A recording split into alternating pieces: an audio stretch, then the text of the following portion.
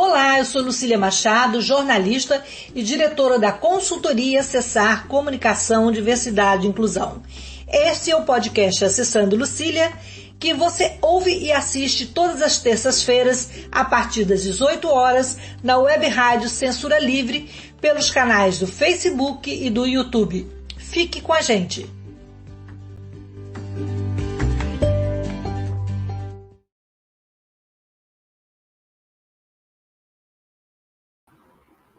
Olá, boa noite.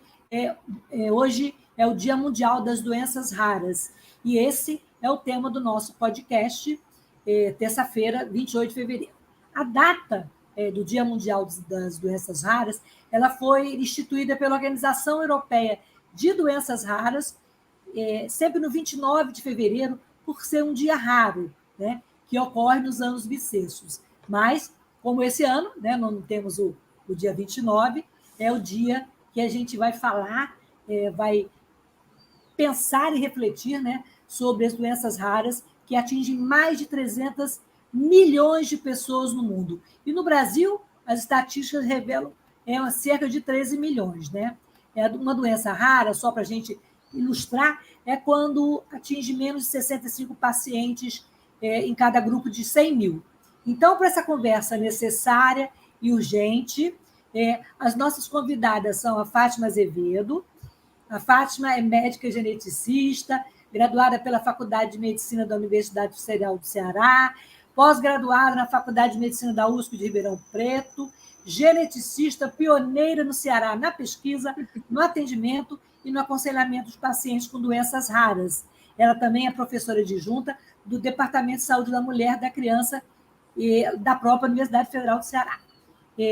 E temos também a Renata Tibiriçá, que é bacharel em Direito, especialista em Direitos Humanos, pela USP, doutora e mestre em Distúrbios de Desenvolvimento pela Universidade de Mackenzie, pós-doutoranda em Educação Especial pela Universidade Federal de São Carlos, UFSCar, professora de curso de pós-graduação em disciplinas sobre direito das pessoas com deficiência. Renata também é defensora pública pelo Estado de São Paulo, coordena o Núcleo de Direito da Pessoa Idosa e da Pessoa com Deficiência, e é também membro da comissão, muita coisa, Renata, como é que dá conta disso tudo?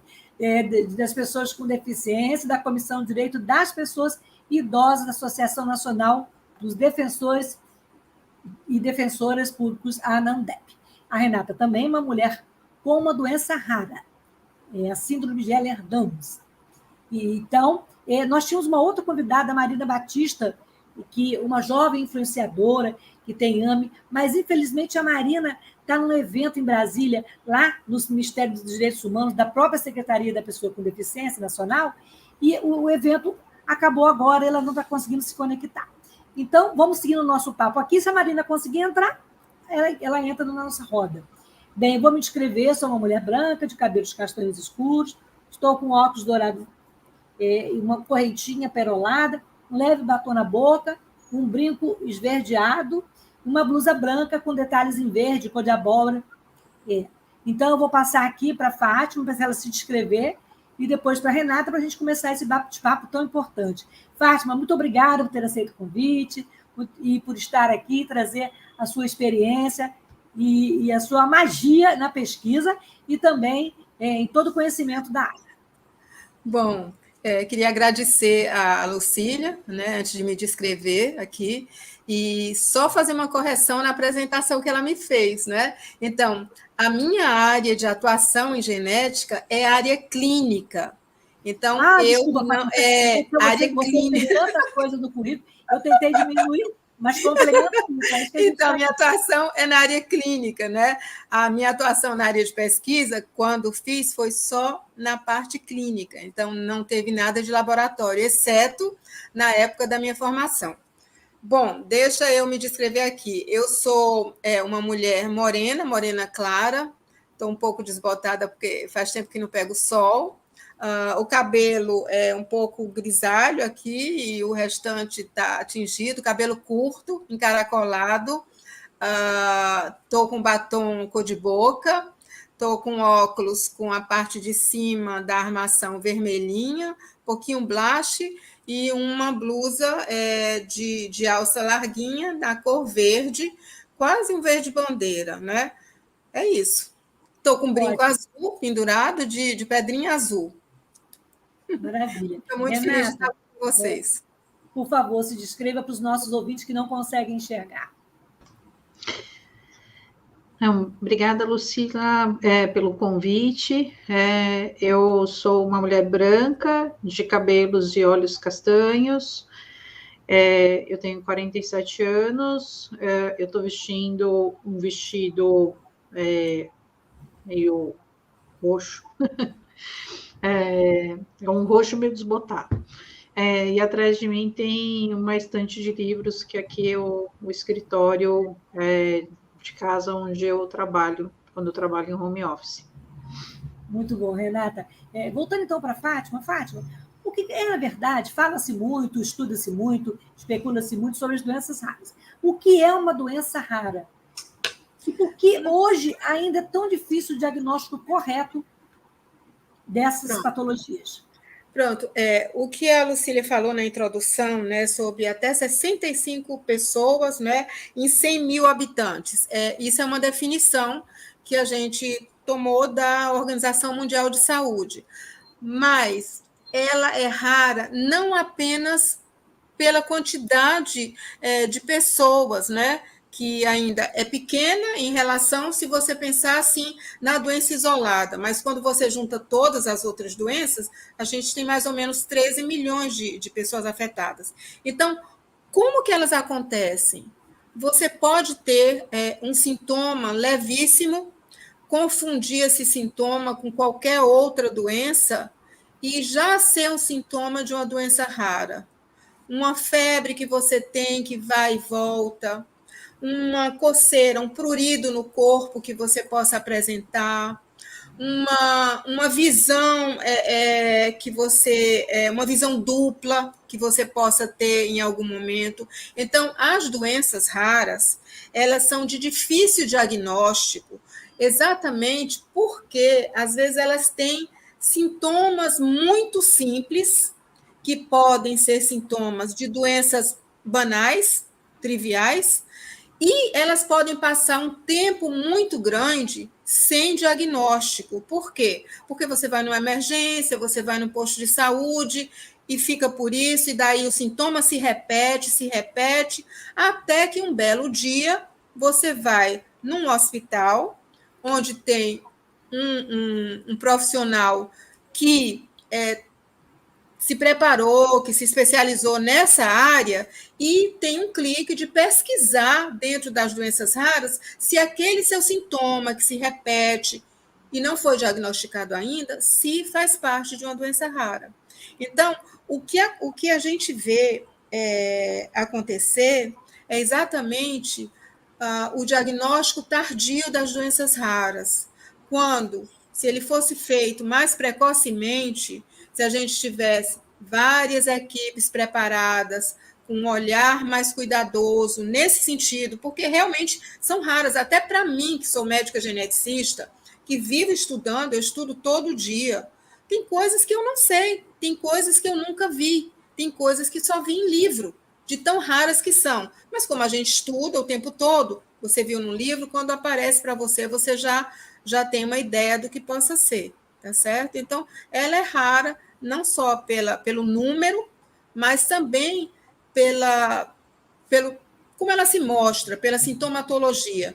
Muitas das doenças raras, elas não têm sintoma específico, como, por exemplo, a epidermólise bolhosa, que a criança nasce e ela nasce como se ela tivesse tido uma queimadura de terceiro grau, né? Ela nasce cheia de bolha, aquela bolha vai estourando e vai ficando uma ferida, a ponto, às vezes, da criança sofrer amputação daí um tempo. Então, isso aí você já vê, você já sabe, é de fácil diagnóstico, mas ainda assim, eu estava vendo outro dia um depoimento de um adulto, né, falando que nasceu nos anos 80 e que nos anos 80 não foi detectado, só foi diagnosticado muito tempo depois, exatamente porque a parte das doenças raras, ela existe desde sempre que elas existem. Porém, o diagnóstico delas só foi sendo melhor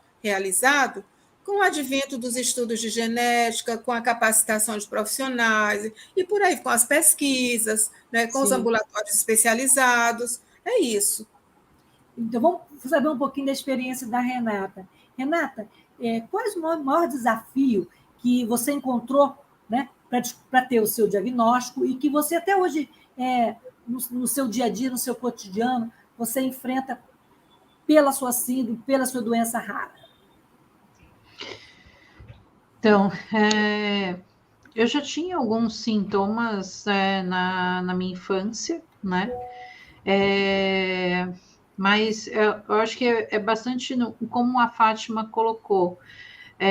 Esses sintomas, né? Também a gente tem que lembrar que era 1975, né? Quando eu nasci. Então, assim, certamente, né? O conhecimento e a compreensão era completamente diferente, né?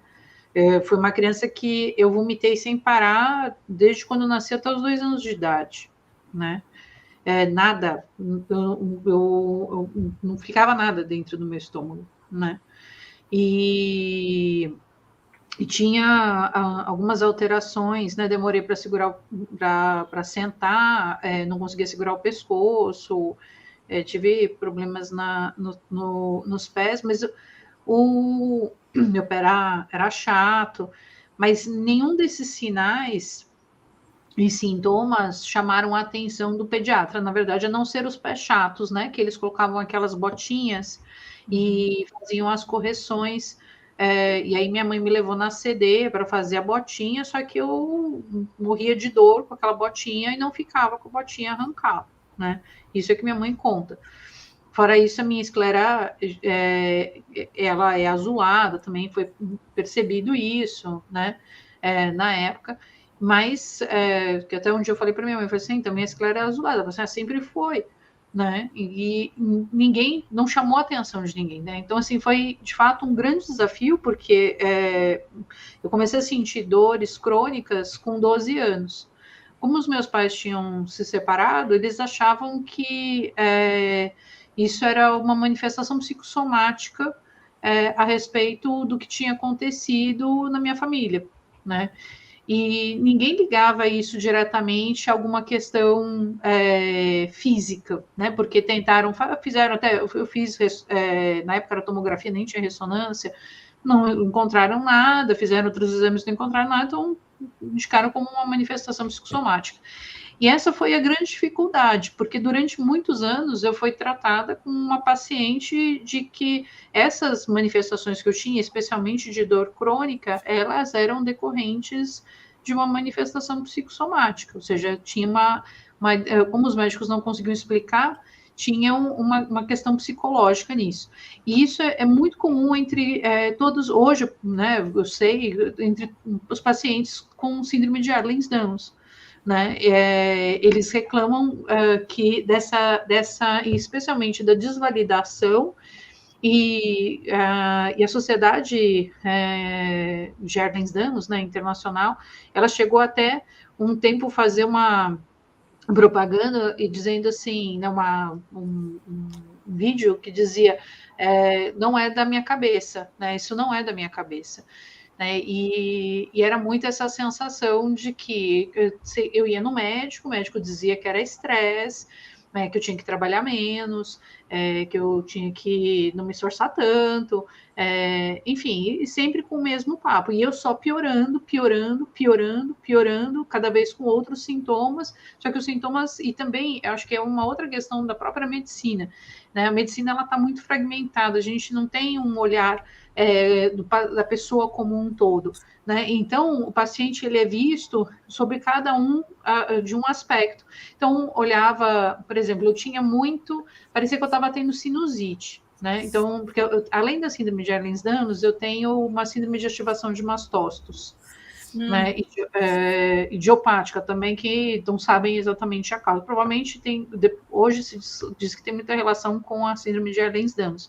e tem uma hipertensão intracraniana idiopática também, né, decorrente provavelmente da instabilidade crânio-cervical. Mas são tudo coisas que ainda também nem tem grandes explicações para tudo isso. Então, o grande desafio é que eram sintomas que, isoladamente, eles pareciam sintomas comuns, só que se a gente pensasse em analisar isso em conjunto, né, como a própria Fátima falou, eles poderiam, de fato, caracterizar uma síndrome. E durante muitos anos, né, eu fui tratada, e assim, até que chegou num ponto que os médicos falaram assim, ela não tem fibromialgia, porque eu fui diagnosticado 4 vezes com fibromialgia, né? E aí, assim, ela não tem fibromialgia, né? Ela tem alguma coisa semelhante à fibromialgia, uma fibromialgia-like, né? Mas não é fibromialgia. E, então, sabia que eu tinha uma síndrome dolorosa, mas não sabia de onde. E por inclusive, né, hoje faz 30 dias que a Adriana Dias faleceu, né? E a Adriana foi uma pessoa importantíssima nessa descoberta, né? Porque a Adriana tinha osteogênese imperfecta, né? E que também é uma colagenose, e ela chamou a atenção, né? Eu conheci a Adriana há 10 anos, né? E ela falou assim, Renata, na verdade ela já tinha falado há bastante tempo, né? Ela falou assim, olha, tem muita gente que tem fibromialgia e na verdade não tem fibromialgia, tem uma outra doença que chama síndrome de Ehlers-Danlos. Aí eu fui pesquisar, só que em português aparece como síndrome do homem elástico, tudo. Eu falei assim, não, acho que não pode ser isso, né? Até que na segunda vez que eu tive uma crise muito, muito forte, que eu já não estava conseguindo trabalhar, né? E a Adriana ficou muito preocupada comigo. Ela falou assim, Renata, tenta ver se é isso, né? Porque, assim, você está piorando, né? Você precisa se cuidar e precisa ver o que é, né? E quando, no fim, eu fui eu fui procurar uma pessoa que era especialista, né? Que foi nesse momento que já ninguém mais sabia o que fazer comigo. Aí ela identificou que, de fato, eu tinha síndrome de Ehlers-Danlos. Hoje, inclusive, eu estou num estudo mundial da Ehlers-Danlos Society, né, que está buscando descobrir o gene associado a esse subtipo da Ehlers-Danlos, que é da Ehlers-Danlos hipermóvel. Então, assim, eu preencho todos os critérios clínicos para síndrome de Ehlers-Danlos hipermóvel. Só que, de fato, nunca ninguém descobriu. Então, assim, o maior desafio, de fato, foi esse, desse olhar segmentado da medicina e dessa sensação de que muito do que você fala não é olhado como uma questão orgânica, né? E eu acho que, não sei se isso também é uma questão que tem um pouco no Brasil, né? Mas olhado no sentido de que a gente não sabe o que é, então é uma questão psicológica, é psicossomático, né? É estresse. Vamos ouvir a Fátima, que eu achei interessante essa sua abordagem, né, Fátima? Você concorda com esse olhar segmentado da medicina? Eu, por exemplo, eu tenho lesão medular, e eu acho que eu sou pessoa tetraplégica, estou até na cadeira de rodas, esqueci de falar. Mas, assim, eu vejo que até hoje também os médicos não têm essa visão complexa do lesado medular. Então, gente, é terrível. Seu comentário. O que a Renata falou é a pura verdade. Eu não posso negar isso. Eu sinto isso na pele. Eu sou professora da Universidade Federal do Ceará. Tenho colegas competentíssimos, né? Pesquisadores de ponta. Porém, o que eu vejo é que nós ainda, nós já melhoramos muito, a gente está tentando buscar essa coisa de unir todos, de fazer um atendimento não é transdisciplinar, mas ainda não está funcionando. O modelo de formação ainda não está funcionando. Nós temos que descobrir como fazer isso, porque aquele médico, o médico de família, a gente tem residência em médico de família, tem, mas aquele médico de família que a gente conhecia, que eu conheci quando eu era garota, que tinha na casa da minha avó, aquele clínico que via tudo, a gente tenta, na área de genética, fazer um pouco isso, quando eu atendo meus pacientes, a gente faz um pouco isso e encaminha para o colega e a gente quer saber o que foi que ele viu, o que foi que ele achou, se ele concordou, se ele discordou, e é assim que a gente tem que fazer. Não dá para você pegar um paciente e atender todo bipartido. Não tem como. Não tem como. Existem pessoas que chegam para mim e falam exatamente isso, o que a Renata falou. Renata, né? O que a Renata falou. Então, eles falam assim, olha, doutora Fátima, eu fui aqui, mas esse médico que viu a dor que eu estou sentindo na articulação do quadril, ele me passou um medicamento, mas esse medicamento eu já não posso tomar, porque a minha doença de base não permite que eu tome esse medicamento. Então, é mais ou menos isso. Então, hoje em dia, é um conselho que eu dou. O paciente tem que ter muito cuidado com tudo que for fazer. Não é que eu sou médica, eu não estou dizendo, não acredite no seu médico, não é isso que eu estou dizendo, que fique bem claro, porque colegas meus vão ouvir isso aqui, não é isso, mas é que tudo que você for fazer, quando você vai no consulta, você pergunte por que você vai fazer o exame, por que esse remédio está sendo prescrito, ele vai servir para quê? Tem que informar para o profissional que você tem um outro tipo de patologia ou uma intolerância a esse tipo de medicamento, para você não sair dali pior do que você chegou. Entendeu? Então, o que a Renata falou é exatamente isso. Você imagina, você passou um tempão para um diagnóstico. Por quê? E por que isso também? Porque, ainda falando no ensino, né, na questão da área de saúde, você, às vezes, você se preocupa muito com o que vem lá na frente. A gente até conversou pelo WhatsApp a questão do negócio de pesquisa e tudo. Mas você esquece do básico. O básico é você examinar o paciente detalhadamente, ouvir o que ele tem para lhe dizer. O que é que ele tem para lhe dizer? O que ele tem para lhe dizer é a coisa mais importante do mundo. Se você não pergunta, se você não escuta, você pode ter a pós-graduação na universidade mais chique do mundo. Você vai passar por cima de coisas que, de outra forma, se você escutasse, se você parasse para perguntar detalhes, são detalhes. Então, um diagnóstico clínico, ele é feito de detalhes. Depois que você pergunta tudo, examina tudo, da cabeça até o dedo do pé, pergunta coisas até que a mãe pode pensar assim, poxa, por que esse médico está perguntando isso? Tem nada a ver. Tem a ver.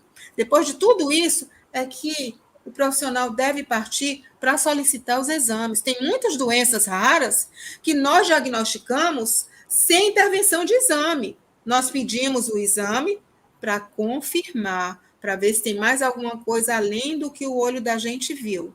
Agora, tem algumas que não tem jeito, que você não diagnostica só com a clínica, porque a clínica aqui, a clínica do paciente A é igual à clínica do paciente B e é igual ao do paciente C. E o A, o B e o C têm doenças diferentes. Também tem isso. Renata, a gente falou sobre o diagnóstico, falamos sobre o desafio, né, de ter a doença. Ter o diagnóstico também é um desafio, né? Agora, eu sei que o tratamento também, e o acesso ao tratamento, aos medicamentos, à assistência médica, também é um outro desafio, né? Porque eu vejo que tem casos, né? Há pouco tempo eu vi um caso de uma medicação que custava, acho que quase 1 milhão, né? Para uma paciente. Como é que você lida com isso, enquanto paciente, enquanto também defensora, né, do direito das pessoas com doença rara? Então, essa é uma das questões, eu acho que mais desafiadoras, né?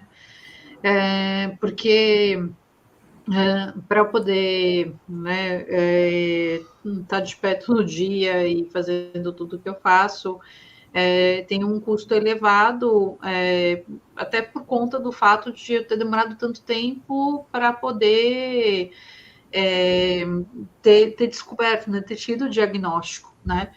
Então, eu faço fisioterapia 2 vezes por semana, eu tomo medicações que são caras, né, por conta da síndrome de ativação dos mastócitos, e sem elas, minha vida fica, de fato, muito difícil, né, por conta de que os mastócitos, eles levam uma inflamação. Então, preciso que os mastócitos estejam estabilizados, então tomo antialérgicos todos os dias, né? E foi isso que controlou a dor, porque as dores crônicas, elas tinham relação direta com a síndrome de ativação dos mastócitos, né? E isso que foi bastante difícil para descobrir. E eu fico pensando, né? Eu penso muito sobre isso, o quanto é complicado, né, para uma pessoa que não tem condições financeiras de ter acesso a todo esse tratamento, né? A começar porque os meus medicamentos, eles são todos manipulados, né? Porque eu reajo aos excipientes. Então, ele tem que ser em cápsulas de celulose, tem que ser com excipiente de celulose, cápsulas incolores, não, né? Não pode ter corante, não pode ter sabor. Então, assim, é extremamente complexo. E um dos medicamentos, ele é o princípio ativo importado, a absorção é muito pequena, que é o cromoglicato de sódio, e ele tem um custo super elevado e, às vezes, tem um risco, inclusive, né, ele falta no mercado. Agora, se eu precisar desses medicamentos via SUS, por exemplo, o SUS não consegue me fornecer, né? Primeiro que, assim, se quer o princípio ativo desse cromoglicato, por exemplo, ele está disponível nas farmácias, né? Então, ou seja, não dá nem para comprar o medicamento, enfim, só o princípio ativo dele na farmácia, né? A não ser, eu tenho que manipular, com certeza. Então, isso torna as coisas muito difíceis. E a gente percebe nessas demandas que chegam também na defensoria, porque os medicamentos, né, que muitas vezes acabam controlando as doenças raras, né, eles acabam sendo de difícil acesso.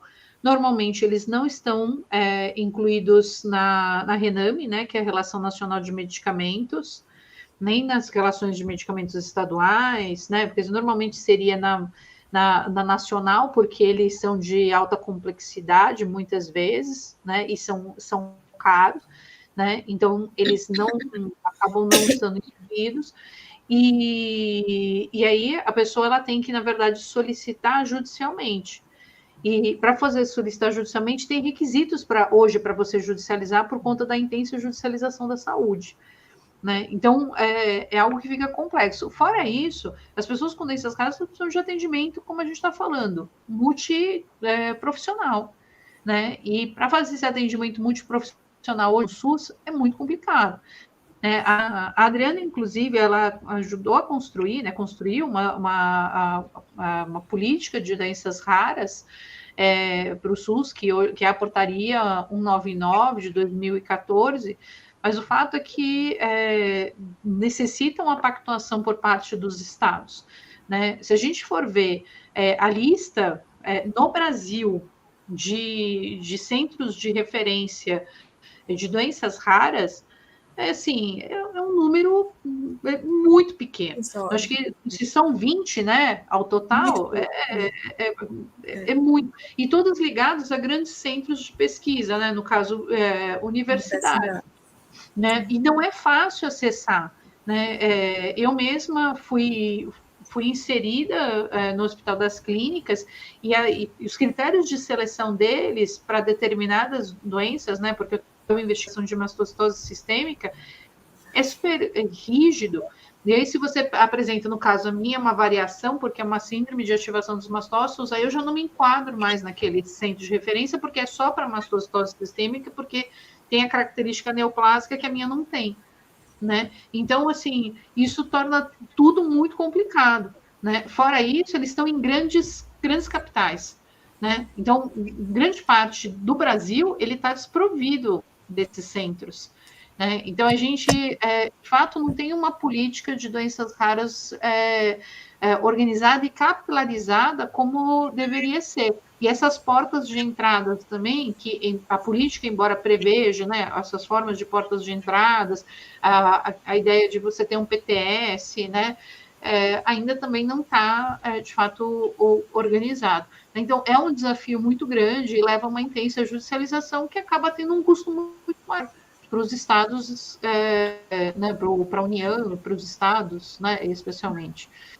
Renata, eu queria que a Fátima comentasse a fala da Renata e também complementasse com outras informações, mas a gente vai fazer um intervalinho rapidinho para falar da rádio e a gente volta. E, Fátima, queria que você falasse sobre esse acesso ao tratamento, as dificuldades que ela falou e também o papel da universidade.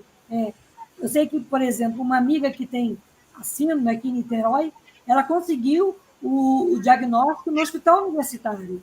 Então, é um papel importante, é uma luta ferrenha, né? Então, a gente volta já com a fala da Fátima, e quem quiser fazer pergunta para a Fátima Azevedo, doutora Fátima, ou para a doutora Renata Tibiriçá, pode colocar aqui no chat, tá bom? A gente volta já. Para manter o projeto da Web Rádio Censura Livre de uma mídia alternativa, buscamos apoio financeiro mensal ou doações regulares dos ouvintes, de amigos e parceiros, já que não recebemos recursos de grandes empresas, políticos ou partidos. Seja um apoiador regular e ouça o agradecimento no ar durante as edições dos nossos programas. Sua ajuda é muito importante para nós. Enviamos prestação de contas mensal aos nossos apoiadores. Temos uma vaquinha virtual permanente. Anote o endereço virtual apoia.se/CL Web Rádio. apoia.se/CL Web Rádio. Saiba mais sobre a emissora no WhatsApp 21 96553 8908. Web Rádio Censura Livre, a voz da classe trabalhadora.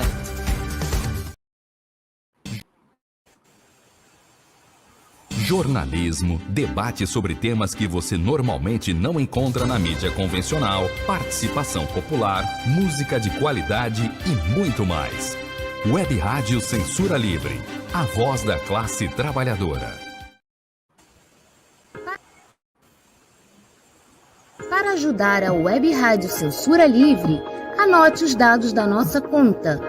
Banco Bradesco, agência 6.666, conta corrente número 5602, dígito 2. Se preferir, nosso Pix é 32 954 696 0001 81. Somos uma emissora sem fins lucrativos e as contribuições são para pagar os custos de manutenção e transmissão. Desde já, agradecemos a sua ajuda. Web Rádio Censura Livre, a voz da classe trabalhadora.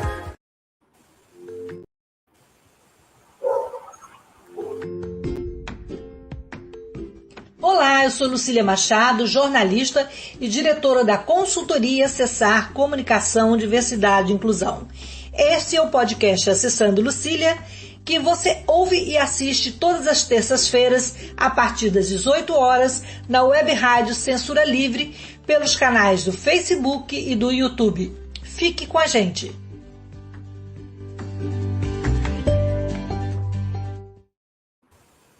Então, voltando ao papo aqui com a advogada Renata Tibiriçá e a doutora Fátima Azevedo. Doutora Fátima, e depois da fala da Renata, né, eu queria que a senhora comentasse a fala dela e também essa falta de acesso ao medicamento, ao tratamento. Como é que acontece no SUS? As unidades de saúde não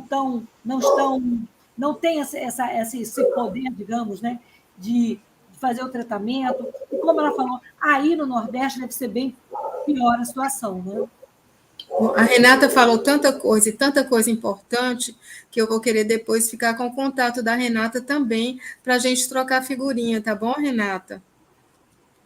Bom, em relação ao acesso às medicações, então, tudo depende da medicação estar já, né, no rol do SUS para ser disponibilizada automaticamente, como alguns tipos de insulina estão, ou então o paciente tem que fazer todo aquela caminhada, não é? Toda aquela peregrinação de ir para a questão do poder público, solicitar medicação, passar por uma questão. Primeiro, o juiz tem um nome lá, e depois vai para a perícia. Então, na perícia, vai ser avaliado se realmente aquela medicação que foi solicitada só existe aquela para tratar do paciente, se ele não usar aquela medicação, ele pode morrer. Então, o perito vai ter que escrever, responder todas essas perguntas que são solicitadas, né, sob pena do paciente ser prejudicado, se essas perguntas não forem respondidas e for colocado bibliografia e tudo. Então, existe uma questão muito difícil na hora que um paciente... Eu já estou no final, né? Eu não estou ainda na hora que ele sai do interior, que pegou a condução, que não tem comida para comer, não. Eu já estou lá no final, mas depois eu volto. Então, às vezes, o que eu fico pensando assim é que, na hora que o paciente solicita essa medicação, que a medicação tem a ver com a vida dele, e que precisa ser feita uma perícia, uma avaliação, e isso volta para o juiz, e às vezes tem situações que, na justiça, eles negam, porque a leitura que o pessoal da justiça faz é uma leitura que não foi muito correta, porque ele não entendeu o que o profissional explicou. Então, o profissional que está trabalhando com isso, ele tem que esmiuçar tudo, explicar tudo, e ainda colocar o coração naquele documento que foi feito. Mas tem que colocar o coração. Não pode colocar só a técnica, tem que colocar a técnica, os dados e ainda o coração, para ver se sensibiliza aquela pessoa que vai dar o parecer, né? Sim ou não. Então, antes do paciente chegar nessa fase, ele vem do interior, ele tem que passar num posto de saúde para poder ser referendado para um atendimento terciário.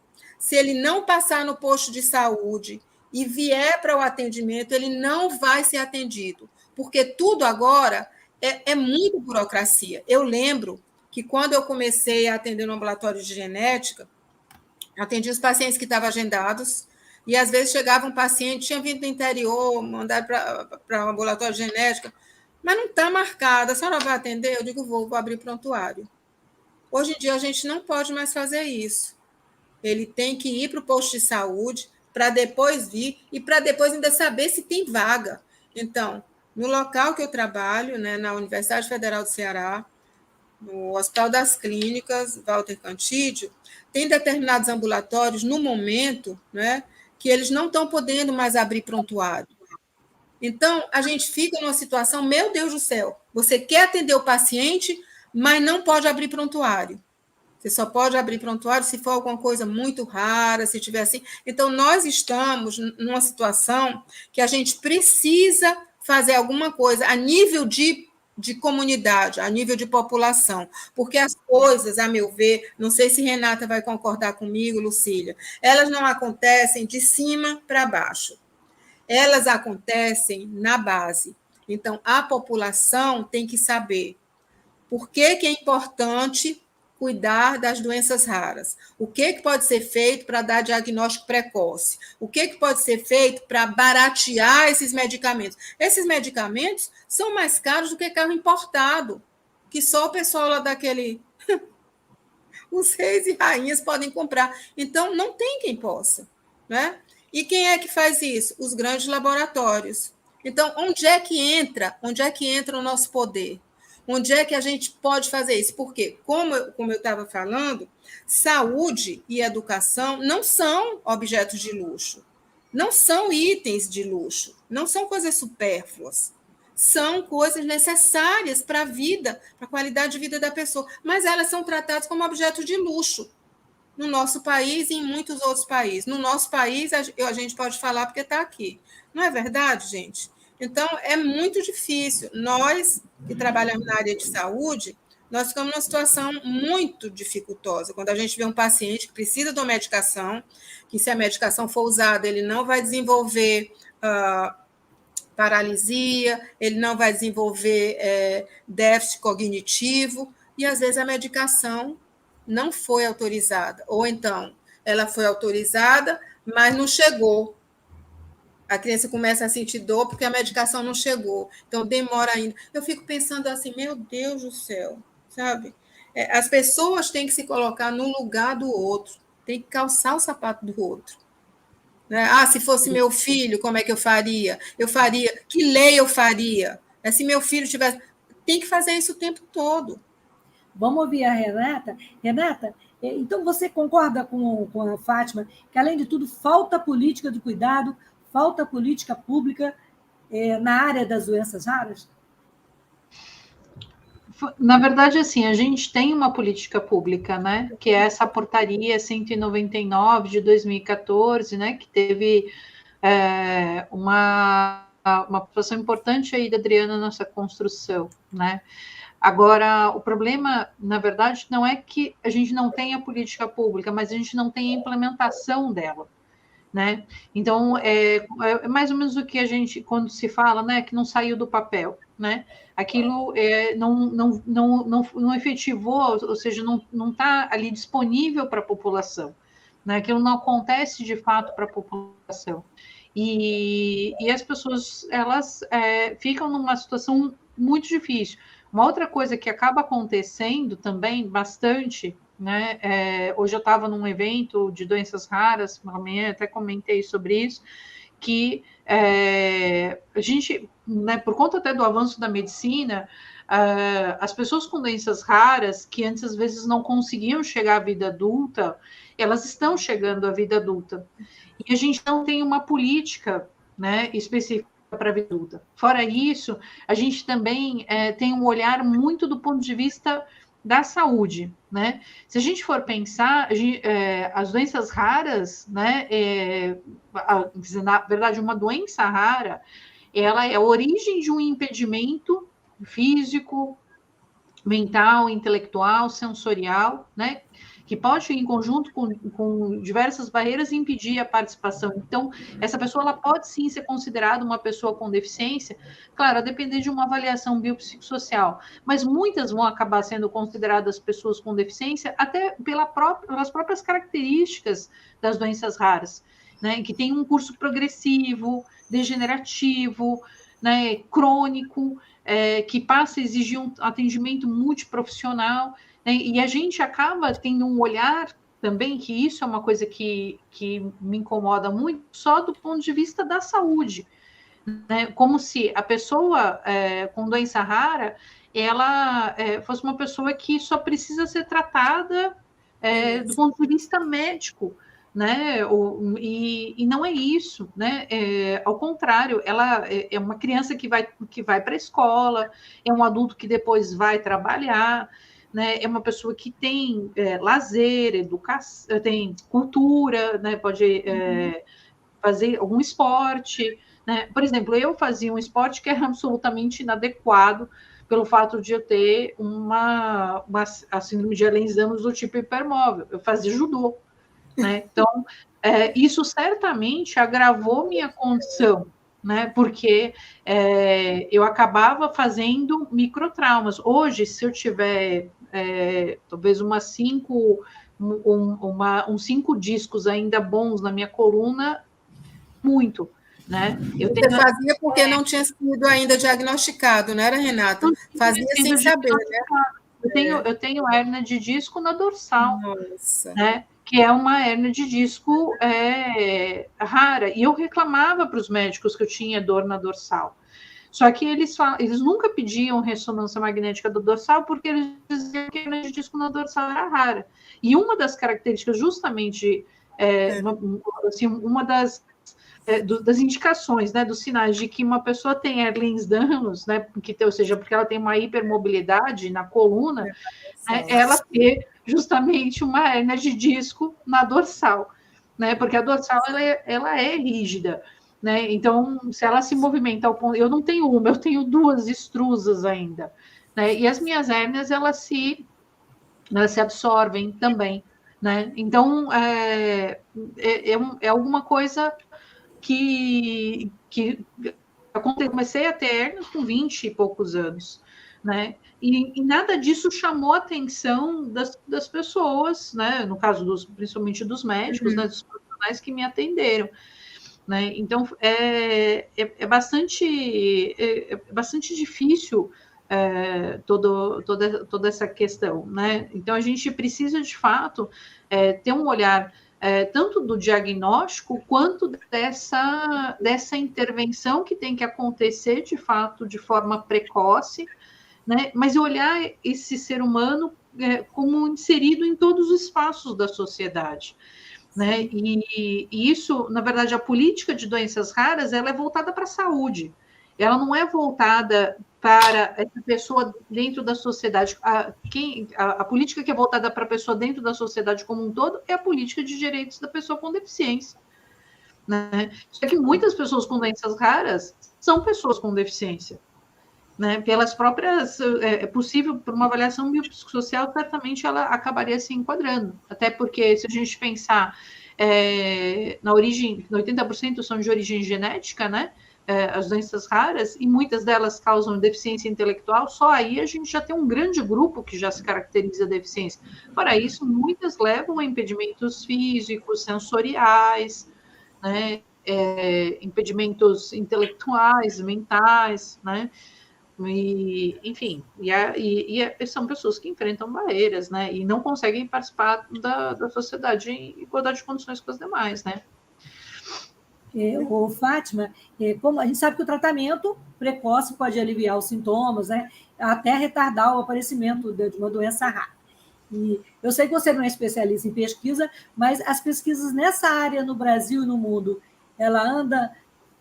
Qual o ritmo do passo dessas pesquisas? Elas são bem promissoras, e até uns 10 anos atrás a gente não via todas essas doenças que estão sendo tratadas agora, sendo tratadas. Eu acredito que a gente vai ter, daqui mais ou menos uns 10 anos, mais doenças diagnosticadas e mais tratamentos, Lucila. Tá? As pesquisas elas são céleres mesmo, elas não são lentas, elas seguem, né, todo aquele protocolo, né, das fases que é obrigatório ter, mas eu acho que tem muita coisa boa vindo por aí. Né? Eu só gostaria que essas coisas boas tivessem mais acessibilidade, né?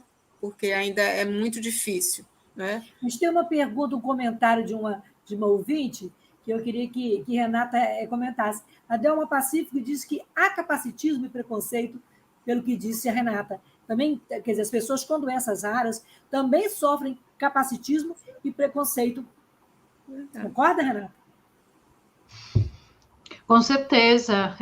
A gente, inclusive, fez uns 2 anos atrás, se não me engano, um evento na Defensoria com a participação da Adriana e do professor Natan, da UNB, que chamava Capacitismo da Deficiência às Doenças Raras. Né? A gente fez justamente em alusão ao Dia Mundial das Doenças Raras.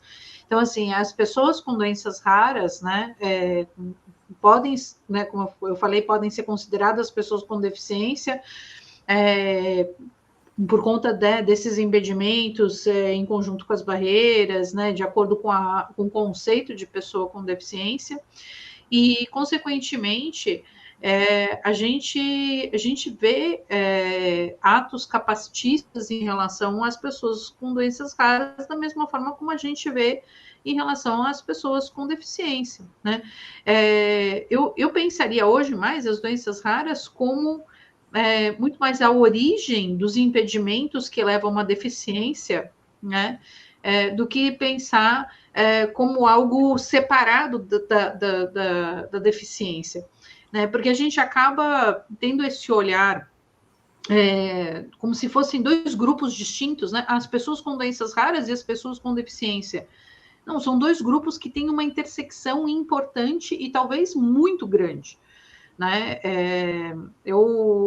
A gente não tem estudos para dizer, né, qual é o tamanho dessa intersecção, até porque a gente não tem uma avaliação biopsicossocial com um olhar com base na CIF, né, que permitiria a gente poder verificar, mas eu diria que deve ser uma intersecção muito importante, né, por conta dessas características que eu estava colocando, né, e isso faz com que as pessoas com doenças raras passem pelas mesmas situações de discriminação que pessoas com deficiência passam, né, porque o capacitismo, ele é a discriminação em relação à pessoa com deficiência, né.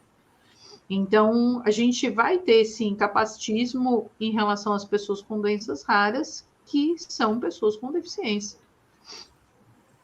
Ô, Fátima, hoje nós tivemos um evento, né, no Ministério dos Direitos Humanos, puxado pela Secretaria Nacional da Pessoa com Deficiência, agora foi sob a batuta da Ana Paula Firminella, e qual a importância desse tipo de iniciativa para a conscientização das doenças raras, né? Fortalece o conceito, né? E ajuda a desmistificar? Eu acho importantíssimo, inclusive, uma das pessoas que foi para lá, né, ele tem uma filhinha com AMI, ele tem uma rádio também aqui, o Ítalo, e ele estava lá em Brasília hoje. Eu acho que esses movimentos, eles deveriam ser mais frequentes, esses eventos, eles deveriam ser mais frequentes. Por exemplo, nós estamos aqui porque é o Dia, não é, Internacional das Doenças Raras, mas, a meu ver, a gente tinha que fazer todo mês uma coisa dessa, todo mês, para a pessoa escutar, para a pessoa passar a conhecer, para não ser uma coisa rara, ser o dia a dia do povo. Porque quando você aprende, quando você ouve falar de algo que você só ouviu bem longe, aquilo ali passa a fazer parte da sua vida e você passa a aprender, modifica o seu comportamento, você passa a entender, a querer saber, a ajudar. Se você é de uma área da engenharia, se você é da área da educação, você já vai pensar mais na acessibilidade, já vai pensar mais na inclusão. Então, todas essas coisas, das dificuldades que, penso eu, nós temos como seres humanos, ela vem a partir da ignorância.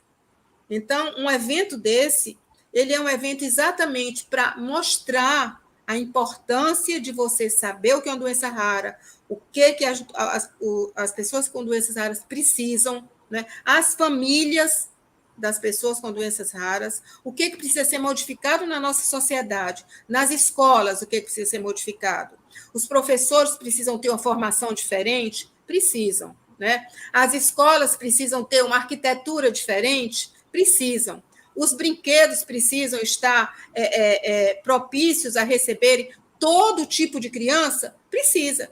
Se uma criança qualquer, de 3 anos, pode brincar num determinado brinquedo, é porque outra criança que não tem visão, ou que não tem boa locomoção, ou que não tem audição, ou que perdeu um bracinho, ela também deveria poder brincar no brinquedo. Então, todas essas coisas, elas só vão mudando a partir de um pensamento coletivo que mudou. Enquanto a gente ficar todo mundo na sua caixinha, achei ótimo a Renata falar que a coisa fica muito na área da saúde, mas não é só na saúde, é na área cultural, é na área educacional, é em todo. É uma questão do ser humano, né? De ver a situação diferente. E, a partir daí, pensar junto com outras pessoas, sugerir ideias, quem trabalha nos órgãos, né, que fazem as leis, na secretaria do município, do estado, né, a nível federal, atentar para essas coisas que são ditas pelas pessoas que têm doenças raras, pelos profissionais que trabalham com quem tem doenças raras, por quem se interessa de divulgar isso, como você, na sua rádio. Então, eu acho que é por aí, sabe, Lucília? Exatamente. E Renata, e queria que você comentasse a importância da gente estar aqui falando nesse momento raro sobre as doenças raras, né? E também da importância do Ministério dos Direitos Humanos, da Secretaria, né, tá abrindo essa porta, né? A porta muito bem detonada pela Adriana Dias, como você falou. Eu tive a oportunidade de fazer o programa com a Adriana, o podcast com a Adriana, e ela tinha várias doenças raras, né, Renata? E ela foi uma batalhadora em todos os sentidos. Então, qual a importância da gente estar aqui falando sobre isso e de estar fazendo evento e estar colocando o bloco de doenças raras na rua? Com certeza, Lucília, é importantíssimo que a gente possa colocar luz, né, sobre esse tema, que isso possa estar sendo trazido nesse podcast e também no evento do Ministério dos Direitos, dos Direitos Humanos, né, no qual faz parte a Secretaria Nacional de Direitos da Pessoa com Deficiência. Eu acho que a gente também, né, precisa de um olhar, né, especialmente, né, que a gente estava até falando, né, sobre o conceito de pessoa com deficiência, né, desse olhar de um modelo de direitos humanos para as pessoas com deficiência, para as pessoas com doenças raras, né, de pensar que a gente precisa, de fato, garantir os direitos e os direitos sociais mais básicos, né, como a Fátima estava colocando, né, para além da saúde, né, educação, assistência social, né, trabalho, previdência social, né, e tantos outros direitos que são tão inerentes, né, às pessoas e que são necessários para poder garantir, principalmente, qualidade de vida, né, e participação, né, para que as pessoas, de fato, sejam incluídas em todos os espaços que todo mundo está, né, e quando a gente consegue colocar isso em espaços, principalmente do governo, e quando o governo federal também chama atenção para essa pauta, isso, de alguma forma, também reverbera nos estados. Né? Aqui no estado de São Paulo, a gente teve um evento hoje, né? A gente teve um simpósio sobre doenças raras, né, que eu participei, e foi eu acho que foi o primeiro simpósio, né? Então, a gente já vê uma mudança também nesse sentido, né, de fato discutir, refletir sobre as políticas, né? O secretário também comentou sobre que é uma pauta que ele está preocupado. Então, eu acho que isso, de alguma forma, vai ganhando espaço, né, dentro dos governos e tornando possível que, de fato, essas políticas públicas venham a ser implementadas e acabem na ponta, né, garantindo os direitos das pessoas que mais precisam. Nosso tempo está terminando, a gente poderia ficar aqui falando muito tempo, né, sobre os desafios e também sobre essas vitórias, né, porque o fato da gente estar aqui falando sobre isso e pensando e refletindo é muito importante, né, e tem um papel fundamental, como a própria Fátima disse, a educação, as pessoas também, né, na base, ter informações, né, é muito importante. Então, eu vou pedir que a Fátima dê esse recado final e a Renata também.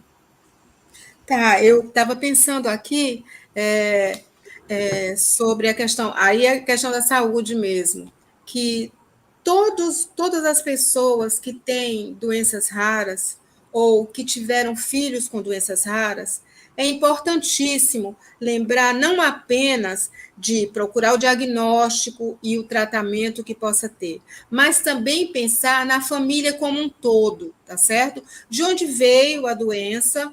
Será que eu tendo um próximo filho, que risco eu vou ter de ter uma criança com a mesma característica? O que eu posso fazer? Que decisões eu devo tomar? Não estou falando aqui no sentido de ser eugenista, não.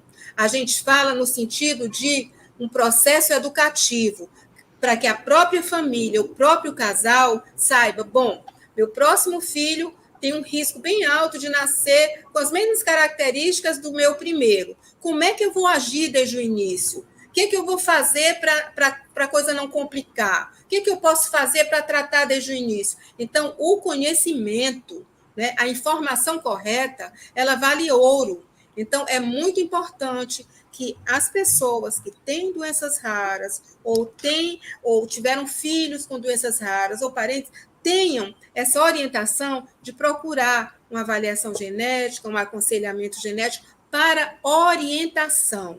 Nada diretivo, você não pode fazer isso, você não pode ter. Não. A própria pessoa, com o conhecimento que ela vai receber, a informação, ela própria vai decidir. Então, é muito importante isso. Aqui em Fortaleza, nós temos 2 hospitais de referência, 2 centros de referência, que são o Hospital Universitário Walter Cantídio, na Faculdade de Medicina da UFC, e o Hospital Albert Sabin. Inclusive, na cartilha das doenças raras, quem ajudou a fazer foi uma ex-aluna minha, que também trabalha conosco no ambulatório de genética, a doutora Denise, tá? Que é uma pessoa maravilhosa e que teve muito ainda está dentro do Ministério da Saúde, nessa área das doenças raras, tá bom? Então, foi um prazer estar aqui com vocês, minha gratidão. Eu que agradeço. E podem contar comigo em qualquer outra oportunidade. Aí na tela tem o contato da Fátima e também tem o da Renata, e eu também quero falar antes da Renata falar, que o nosso programa está sendo transmitido pelo Twitter, Facebook e YouTube da Rádio Censura Livre, e também quero colocar aí o meu canal do YouTube, que você pode rever o programa, e ele também fica no formato podcast nas principais tocadoras de áudio, Spotify, Google Podcast, Anchor, né? E para terminar, Renata, queria também que você desse o seu recado final aí nesse dia tão raro, né? Tão importante, que é hoje o Dia Mundial das Doenças Raras.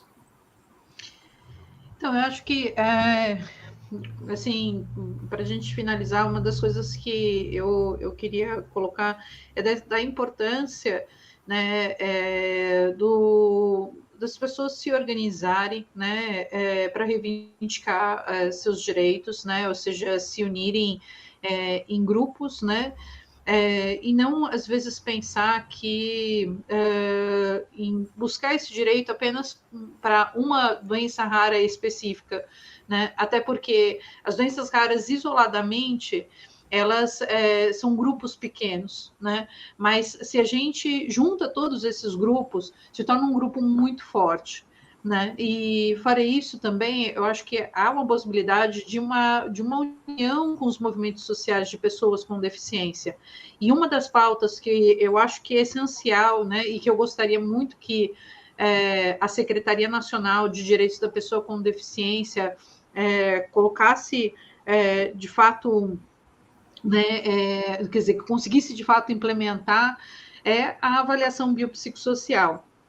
Né? E eu acho que a participação tanto de pessoas com doenças raras, né, como de pessoas com deficiência, é essencial para que a gente possa discutir a questão da avaliação biopsicossocial, que já está bastante adiantada, né, e que, assim, falta pouco para que isso possa, de fato, se tornar uma realidade no Brasil.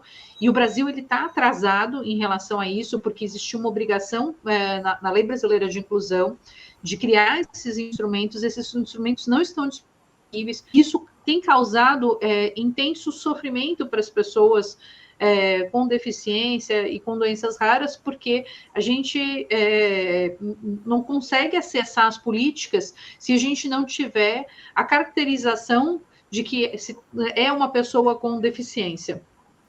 Então, a avaliação biopsicossocial, ela vem nesse sentido. E isso também diminui as discussões que acabam acontecendo muitas vezes no legislativo para a criação de leis específicas para cada um dos grupos, né? Como veio acontecer com a visão monocular, para poder garantir direitos para os grupos, sendo que o que é importante é que a gente tenha uma avaliação única, né, que vai permitir o acesso às políticas dos direitos das pessoas com deficiência. Então, acho que esse é o meu desejo, né, para que isso possa, de fato, acontecer rápido, porque eu acho que pode trazer grandes benefícios para ambos os grupos, né, e garantir acesso. E a outra questão, obviamente, né, de que haja, de fato, uma união das pessoas com doenças raras para que a gente possa conseguir colocar em prática, né, essa política que já foi criada e a gente exigir dos governos de que, de fato, ela seja implementada. Eu deixo também aqui o contato nós temos defensorias públicas, né, em todos os estados do país, né. A Defensoria Pública ela atua em defesa das pessoas mais necessitadas, ou seja, aquelas que elas não têm condições de custear os serviços jurídicos, né, então são as pessoas mais vulneráveis. E aí a Defensoria Pública do Estado de São Paulo, da qual eu faço parte, né, o site é www.defensoria.sp.def.br. Agradeço mais uma vez, né, a oportunidade, Lucília, e foi um prazer também participar desse programa com a Fátima, né, e a gente continua trabalhando aí juntas, né, para que, de fato, a gente possa ter esses direitos implementados. Meninas, foi ótima a troca com vocês, queria agradecer demais a parceria. Só lembrar o endereço do canal é youtube.com/acessando Lucília 5059. E eu queria dedicar esse programa a Adriana Dias e toda a sua luta, que não tenha sido e não foi em vão, e que a gente sempre lembre dos gritos da Adriana e das falas, dos textos e do exemplo que ela foi na vida. Muito obrigada a todos e até a próxima semana. Obrigada, querida. Muito obrigada. Obrigada.